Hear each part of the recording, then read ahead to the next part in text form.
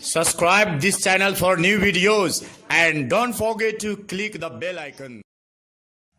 आदरणीय श्रोता लोगन केएलटी प्रेजेंटेशनक प्रस्तुति नुनगर तेलगर आ करगरक साथ साथ चहटगर आ मिठगर कविता संग्रह में लोगन के हार्दिक स्वागत है। हम केएल टाइगर अपन लिखल कविता संग्रह में से एकटा चहटगर कविता प्रस्तुत कर रहल छी जे यथार्थ बात पर आधारित है। तो सुनल जाई चहटगर कविता जकर नाम है कोई वैल्यू नहीं, कोई वैल्यू नहीं।